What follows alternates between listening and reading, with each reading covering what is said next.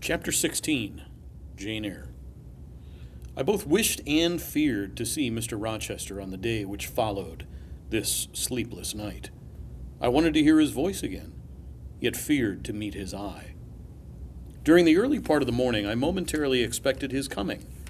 He was not in the frequent habit of entering the schoolroom, but he did step in for a few minutes sometimes, and I had the impression that he was sure to visit it that day.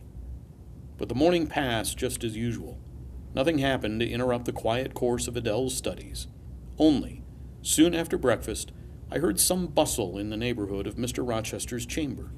Mrs. Fairfax's voice, and Leah's, and the cook's, that is, John's wife, and even John's own gruff tones. There were exclamations of, "What a mercy master was not burnt in his bed. It is always dangerous to keep a candle lit at night. How providential that he had presence of mind to think of the water jug. I wonder he waked nobody. It is to be hoped he will not take cold with sleeping on the library sofa," etc. To much confabulation succeeded a sound of scrubbing and setting to rights, and when I passed the room in going downstairs to dinner, I saw through the open door that all was again restored to complete order. Only the bed was stripped of its hangings. Leah stood up in the window seat, rubbing the panes of glass dimmed with smoke. I was about to address her, for I wished to know what account had been given of the affair, but on advancing I saw a second person in the chamber, a woman sitting on the chair by the bedside, and sewing rings to new curtains. That woman was no other than Grace Poole. There she sat, staid and taciturn looking, as usual, in her brown stuff gown, her check apron, white handkerchief, and cap. She was intent on her work, in which her whole thoughts seemed absorbed. On her hard forehead and in her commonplace features was nothing either of the paleness or desperation one would have expected to see marking the countenance of a woman who had attempted murder, and whose intended victim had followed her last night to her lair, and, as I believed, charged her with the crime she wished to perpetrate. I was amazed, confounded. She looked up while I still gazed at her. No start, no increase or failure of color betrayed emotion, consciousness of guilt, or fear of detection. She said, "Good morning, miss," in her usual phlegmatic and brief manner, and taking up another ring and more tape, went on with her sewing. I will put her to some test, thought I. Such absolute impenetrability is past comprehension.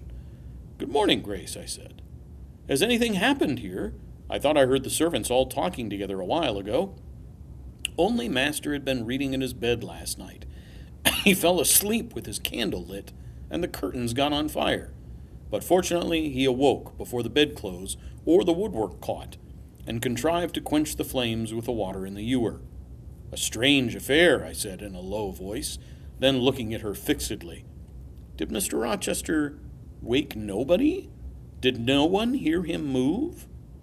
She again raised her eyes to me, and this time there was something of consciousness in her expression.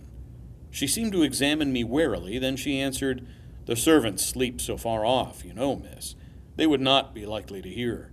Mrs. Fairfax's room and yours are the nearest to master's. But Mrs. Fairfax said she heard nothing. When people get elderly, they often sleep heavy." She paused, and then added, with a sort of assumed indifference, but still in a marked and significant tone, "But you are young, miss, and I should say a light sleeper. Perhaps you may have heard a noise?" "I did," said I, dropping my voice, so that Leah, who was still polishing the panes, could not hear me, and at first I thought it was Pilot. But Pilot cannot laugh, and I am certain I heard a laugh, and a strange one.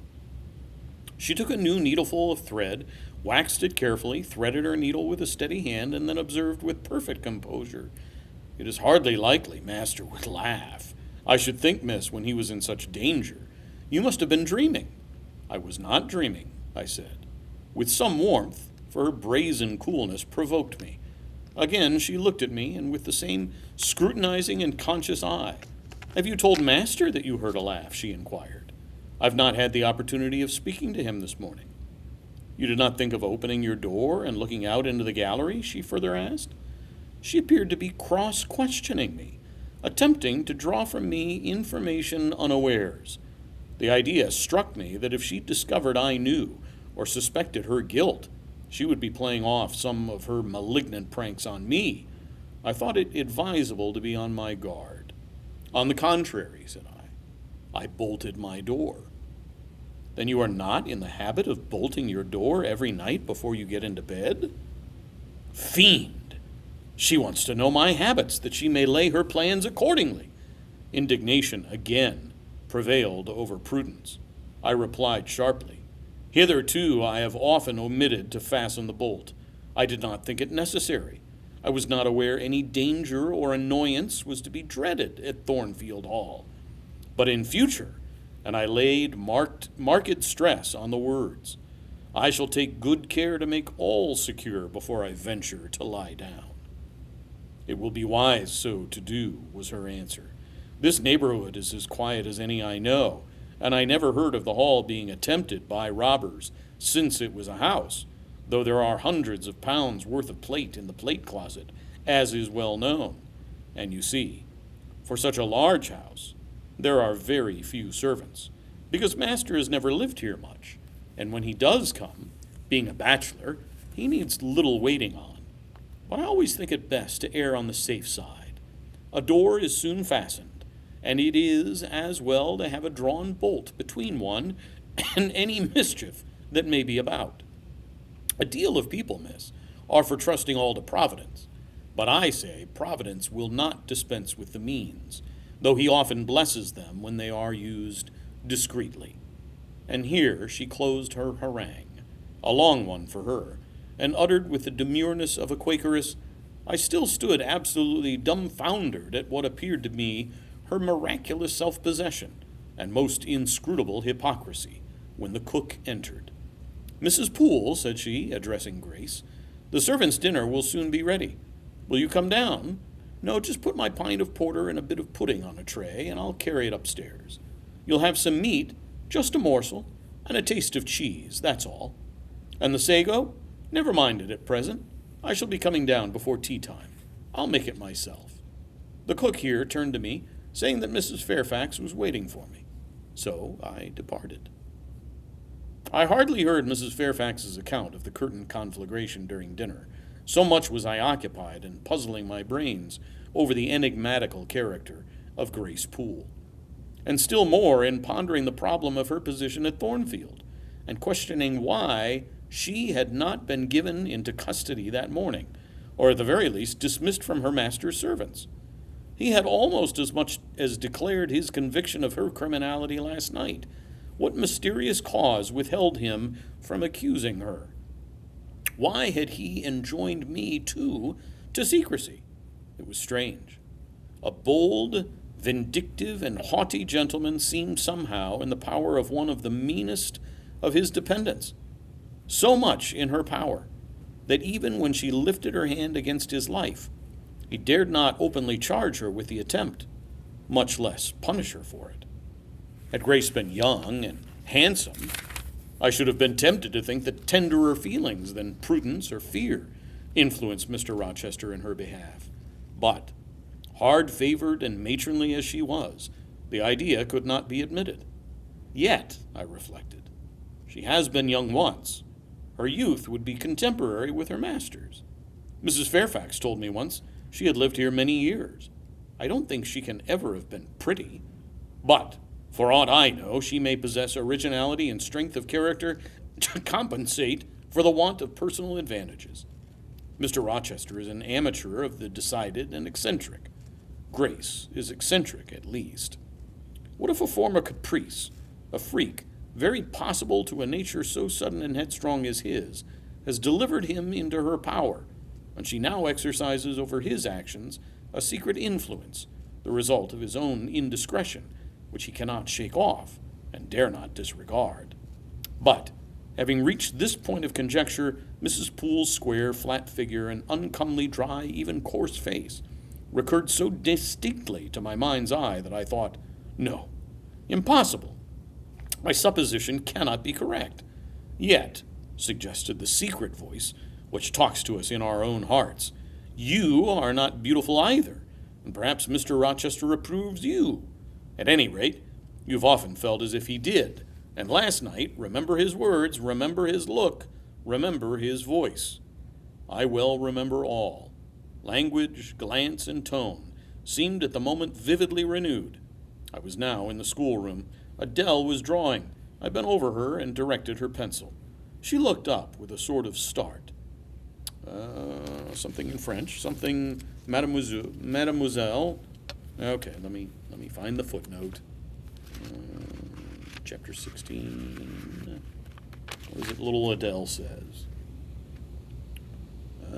What's wrong, miss? Your fingers are trembling like leaves, and your cheeks are red. They're red as cherries. I'm hot, Adele, with stooping. She went on sketching. I went on thinking. I hastened to drive from my mind the hateful notion I had been conceiving, respecting Grace Poole. It disgusted me. I compared myself with her and found we were different. Bessie Levin had said I was quite a lady, and she spoke truth. I was a lady, and now I looked much better than I did when Bessie saw me.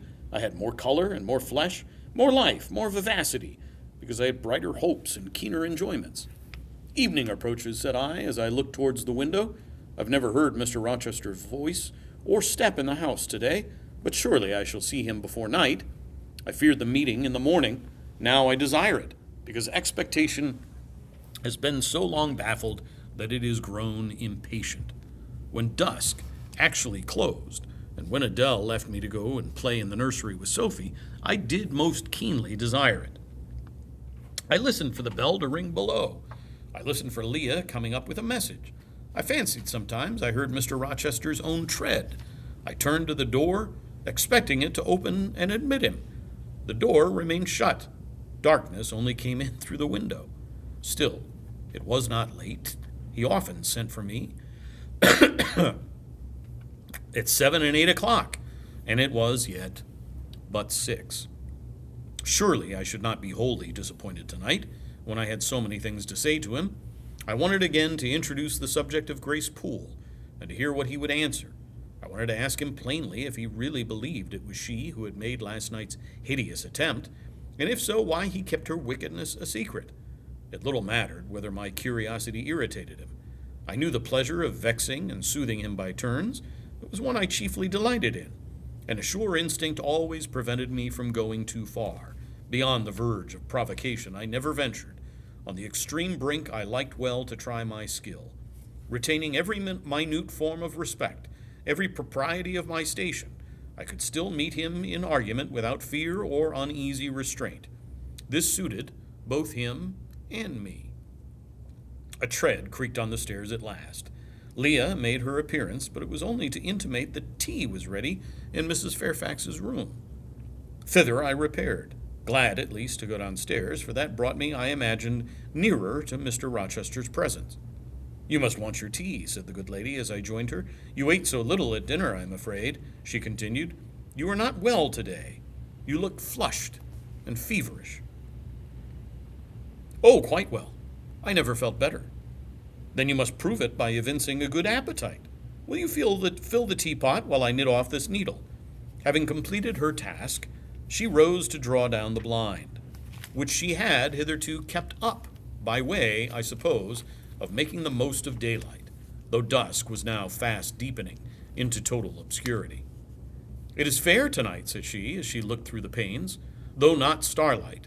Mr. Rochester has, on the whole, had a favorable day for his journey. Journey? Is Mr. Rochester gone anywhere?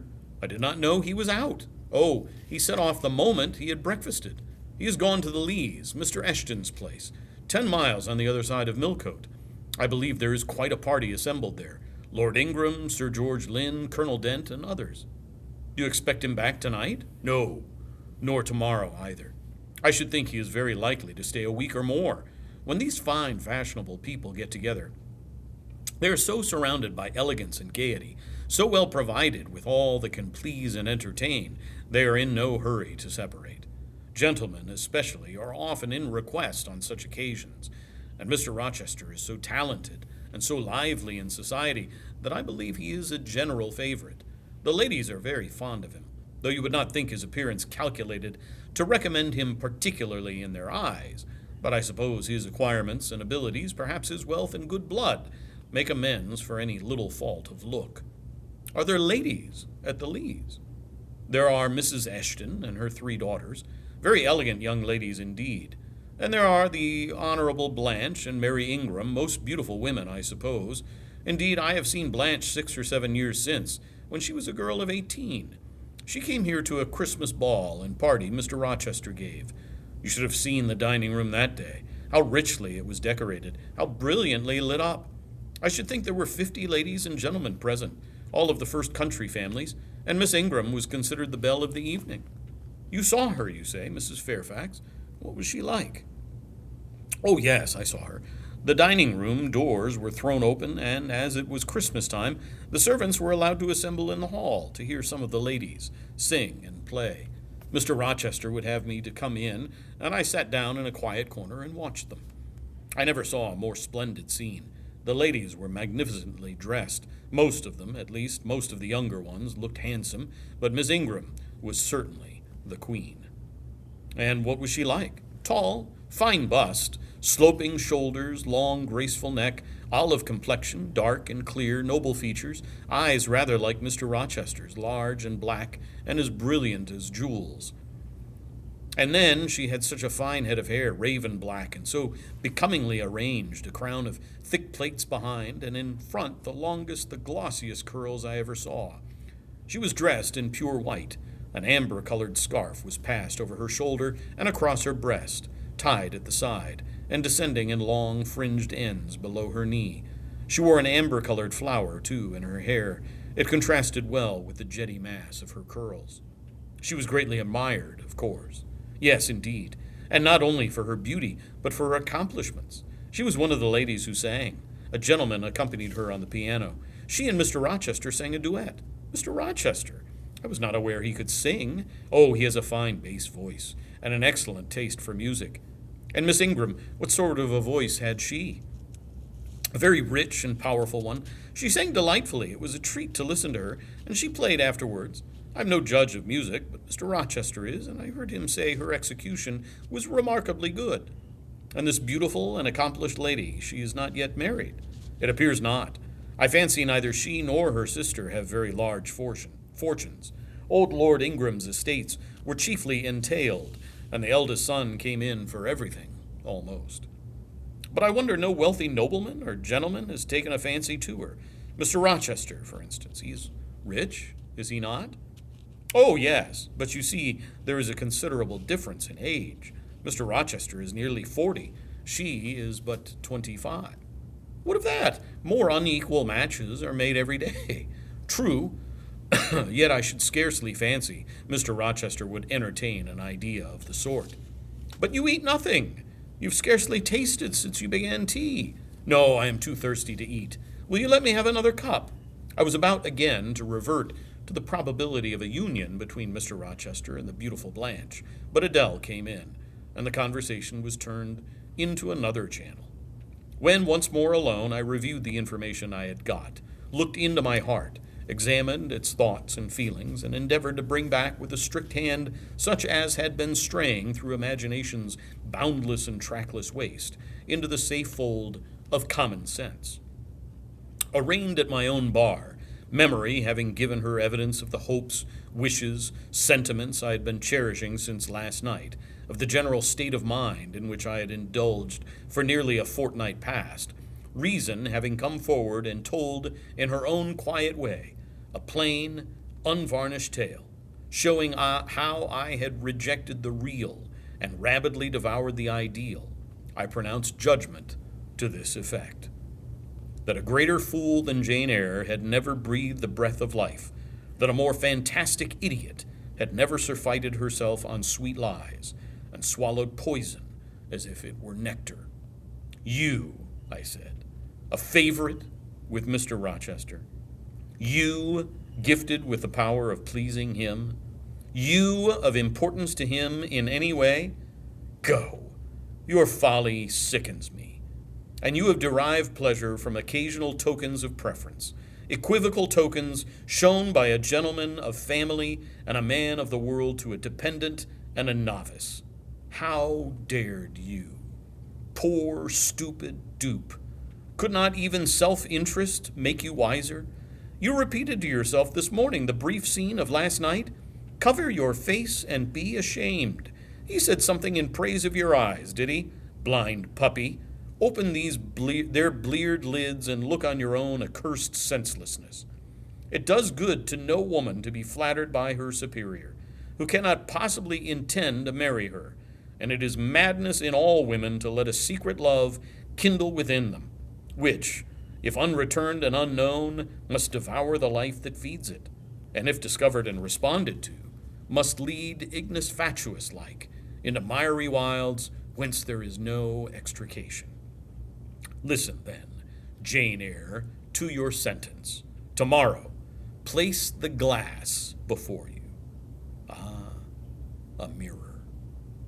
And draw in chalk your own picture, faithfully, without softening one defect. Omit no harsh line, smooth away no displeasing irregularity. Write under it, portrait of a governess, disconnected, poor, and plain. Afterwards, take a piece of smooth ivory. You have one prepared in your drawing box. Take your palette, mix your freshest, finest, clearest tints. Choose your most delicate camel hair pencils. Delineate carefully the loveliest face you can imagine. Paint it in your softest shades and sweetest hues, according to the description given by Mrs. Fairfax of Blanche Ingram. Remember the raven ringlets, the oriental eye. What? You revert to Mr. Rochester as a model? Order? No snivel, no sentiment, no regret. I will endure only sense and resolution. Recall the august yet harmonious lineaments, the Grecian neck and bust. Let the round and dazzling arm be visible, and the delicate hand omit neither diamond ring nor gold bracelet. Portray faithfully the attire, aerial lace and glistening satin, graceful scarf and golden rose. Call it Blanche, an accomplished lady of rank. Whenever in future you should chance to fancy Mr. Rochester thinks well of you, take out these two pictures and compare them. Say Mr. Rochester might probably win that noble lady's love if he chose to strive for it. Is it likely he would waste a serious thought on this indigent and insignificant plebeian? I'll do it, I resolved, and having framed this determination, I grew calm and fell asleep. I kept my word. An hour or two sufficed to sketch my own portrait in crayons, and in less than a fortnight I had completed an ivory miniature of an imaginary Blanche Ingram. It looked a lovely face enough, and when compared with the real head in chalk, the contrast was as great as self-control could desire. I derived benefit from the task. It had kept my head and hands employed, and had given force and fixedness to the new impressions I wished to stamp indelibly on my heart. Ere long, I had reason to congratulate myself on the course of wholesome discipline to which I had thus forced my feelings to submit. Thanks to it, I was able to meet subsequent occurrences with a decent calm, which, had they found me unprepared, I should probably have been unequal to maintain, even externally. That is the end of chapter 16. Thank you.